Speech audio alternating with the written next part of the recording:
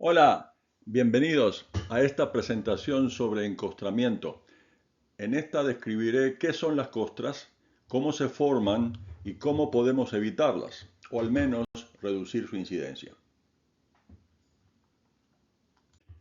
En mi experiencia profesional me he encontrado numerosas veces con suelos encostrados. Cuando un suelo está encostrado, tiene la superficie endurecida, como si fuera una baldosa o un piso de cemento.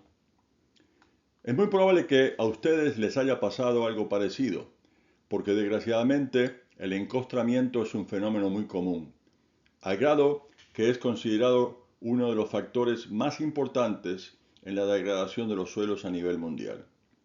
Curiosamente, los productores e incluso los técnicos suelen no sorprenderse de su presencia porque ven a las costras como algo normal. Lo que pasa es que el encostramiento es un tipo de compactación que puede ocurrir sin intervención humana, como se ve en esta foto de un suelo sellado en condiciones naturales en Burkina Faso, África. Muchos suelos tienen una alta tendencia a encostrarse debido a la combinación de sus características texturales, composición química, bajos contenidos de materia orgánica y condiciones ambientales adversas. No obstante, como vamos a ver más adelante en esta presentación, ciertas prácticas de manejo, entre las que destacan la labranza convencional y mantener el suelo sin cobertura, pueden agravar dichas tendencias. Hemos estado hablando del encostramiento y de las costras, pero ¿qué son las costras? La costra es una capa delgada que se desarrolla en la superficie del suelo y que tiene una porosidad muy reducida, casi ausente, y alta resistencia a la penetración. En esta foto, la costra es la capa marcada con color rojo. Ustedes pueden observar que la matriz del suelo que se encuentra debajo de la costra tiene abundancia de poros. Sin embargo, tales poros no pueden conducir agua ni aire porque no tienen salida a la superficie al estar tapados por la costra. Para entender el proceso de formación de las costras, nos ayudará a analizar lo que pasa cuando los agregados del suelo se ponen en contacto con agua, ya sea proveniente de la lluvia, que es lo más común, o del riego. Al mojarse, los agregados se disgregan en fragmentos más pequeños. La velocidad y el grado de la disgregación depende, entre otros factores, de la estabilidad de la estructura del suelo, así como con la composición química del agua aplicada. Suelos con estructura estable se disgregan lentamente, mientras que los suelos con estructura inestable lo hacen rápidamente. Los microagregados resultantes de la disgregación se dispersan en el agua hasta llegar a las partículas coloidales del suelo que, como sabemos, tienen generalmente carga neta negativa. Cuando ponemos un terrón de suelo seco en agua, ésta va a penetrarlo y al hacerlo va a forzar a salir al aire que está dentro del terrón, lo que genera una presión hacia afuera que puede deshacer el terrón si su estructura no es suficientemente estable.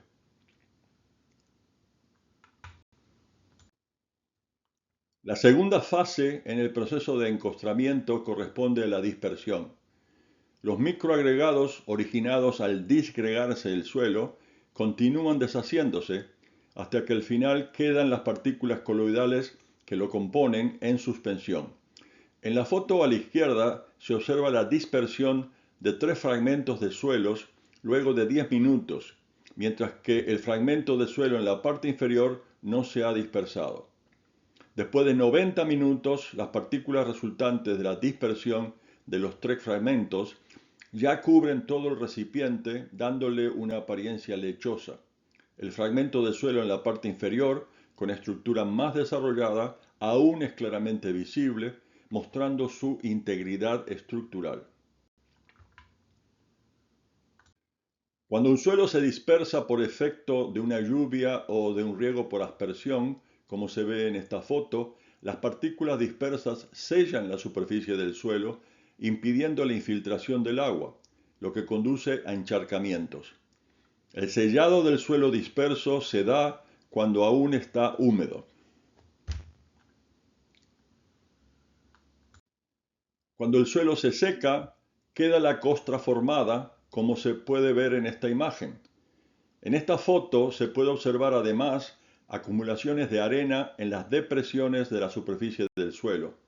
Esto ocurrió porque al dispersarse el suelo, las partículas más finas del suelo, tales como arcilla y limo, se separaron de las partículas más gruesas.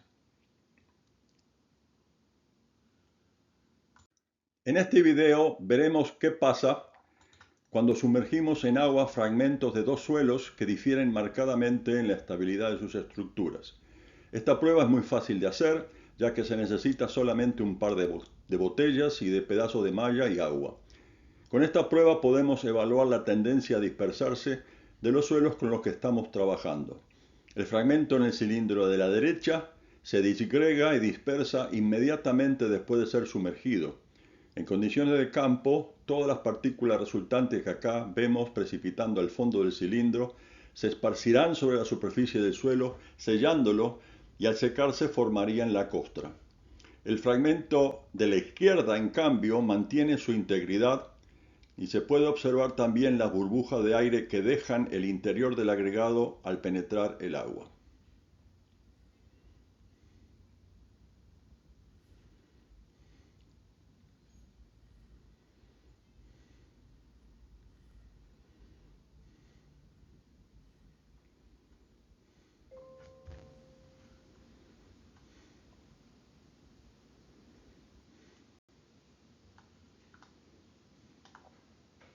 Llegamos al punto en que es válido preguntarse por qué nos preocupamos tanto con las costras, qué problema nos causan. Las costras cubren la superficie del suelo con una capa dura e impermeable. Para visualizar lo que pasa al suelo, podemos imaginarnos lo que pasaría si pusiéramos baldosas sobre su superficie.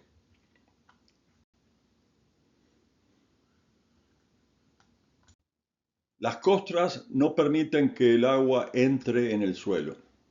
En esta foto vemos un terreno siendo regado con un sistema de pivote central. El suelo se selló y el agua ya no siguió penetrando, por lo que hay grandes áreas encharcadas. El agua que no entró al suelo no va a estar disponible para los cultivos, lo que va a llevar a aplicar riegos más frecuentes con el consiguiente desperdicio de agua, energía y dinero. Pero además, el agua que queda en la superficie puede escurrirse y arrastrar suelo, conduciendo a terribles daños erosivos, como lo que estamos viendo. Así como se bloquea la infiltración, también se impide el intercambio gaseoso. El oxígeno no puede entrar, ni el anhídrido carbónico puede salir, afectando el ambiente para las raíces y todos los procesos que ocurren normalmente en un suelo sano. Las plántulas tienen serias dificultades para emerger, lo que lleva a disminuciones importantes en las poblaciones de plantas. Los productores recurren a las resiembras con los consiguientes perjuicios económicos. ¿Qué podemos hacer con las costras? Una vez que el suelo se ha encostrado, la alternativa para su corrección es romper la costra. Esto se puede hacer manualmente, como se muestra en esta foto, en la que se ven los hoyos que se hicieron al resembrar. O también se puede hacer mecánicamente usando cultivadores rotativos tipo estrella, como se ve en esta foto.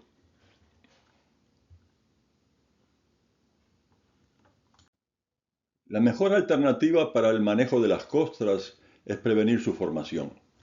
Si recordamos los dos pasos esenciales para el encostramiento, disgregación y dispersión, entonces lo que se trata es de minimizarlos.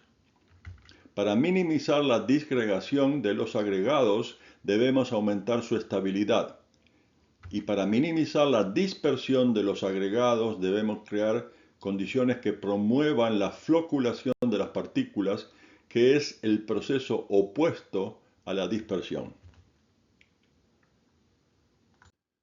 Para aumentar la estabilidad de los agregados del suelo, debemos evitar su destrucción o debilitamiento por efecto del impacto de las gotas de agua, ya sea de la lluvia o del riego por aspersión, así como por la acción de los implementos de labranza.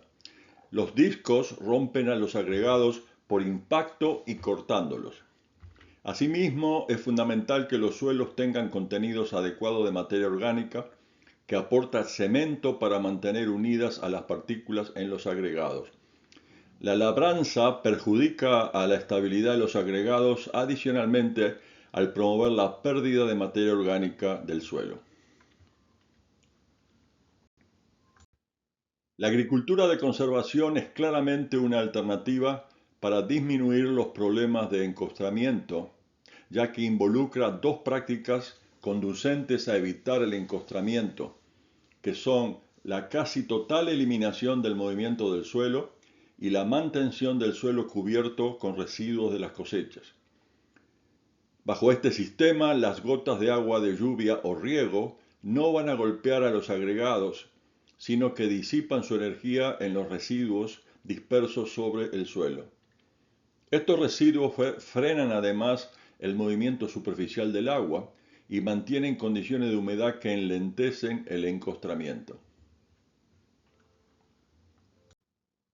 Queremos evitar o al menos minimizar la dispersión que conduce al encostramiento, promoviendo la floculación de las partículas que conducen a una buena estructuración. Las partículas de los suelos comparten más frecuentemente una carga neta negativa, lo que hace que se repelen mutuamente, o sea que se dispersen. Nosotros queremos que se atraigan y permanezcan en estructuras estables, lo que denominamos floculación. Para eso necesitamos tener suficientes agentes que promuevan a la floculación, entre los que se encuentran la materia orgánica del suelo y cationes en la solución del suelo. Los cationes presentes en la solución del suelo y que influyen en su floculación son el calcio, magnesio, potasio y sodio.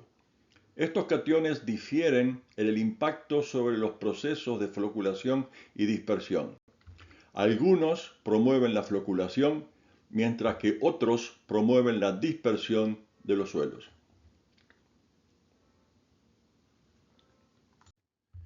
El ion calcio tiene dos cargas positivas y un radio de hidratado pequeño, lo que atrae a las partículas del suelo cargadas negativamente, conduciendo a su floculación.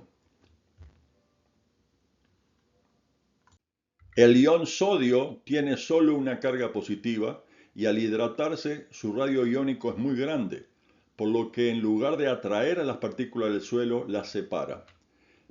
Esta situación se puede corregir mediante la aplicación de calcio, el cual reemplaza al sodio en la superficie de las partículas, promoviendo así su floculación. La fuente de calcio más comúnmente usada es el yeso. Vemos en esta foto el efecto de la aplicación de dosis crecientes de calcio proveniente de yeso sobre la dispersión de un suelo con alta tendencia a dispersarse, como evidencia el aspecto de la suspensión en el primer tubo a la izquierda, al que no se aplicó yeso. Las dosis crecientes de calcio promueven la floculación de las partículas de suelo, las cuales precipitan en el fondo del tubo, quedando un sobrenadante con menos partículas en suspensión.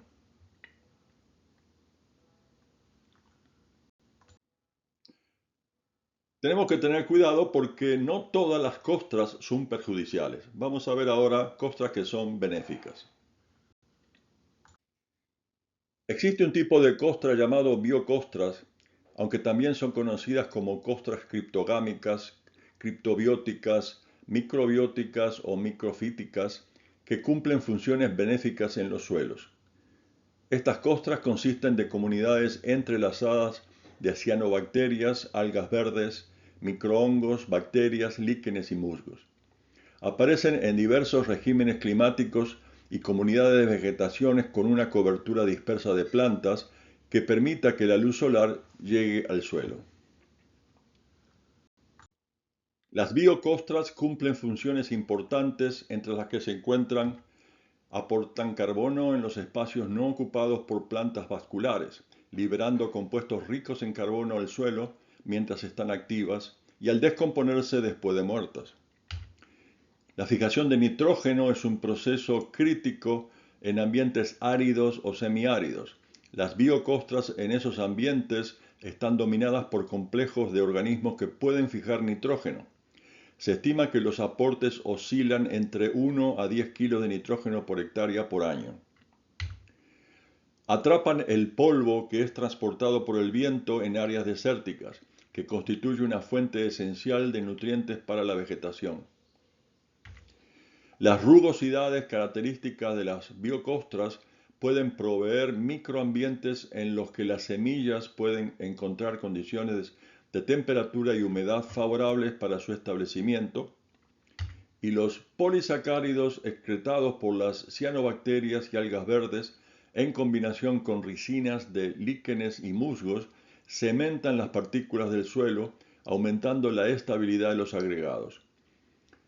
Cuando el material de las vainas de las cianobacterias se humedece, se expande, cubriendo la superficie del suelo, protegiéndolo contra el impacto de las gotas de lluvia y los efectos erosivos de la escorrentía. Las biocostras también protegen al suelo contra la erosión eólica.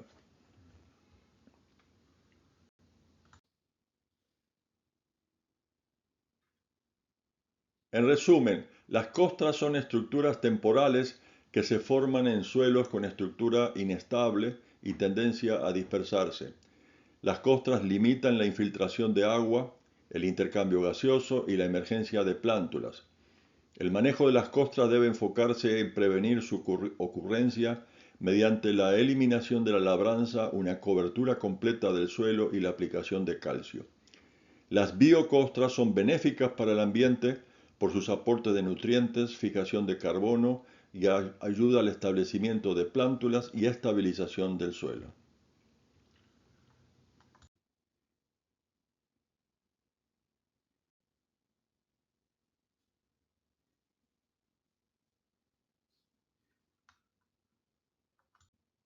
Muchas gracias por su atención. Si tienen dudas o comentarios, me pueden escribir a la dirección electrónica indicada. Hasta la próxima.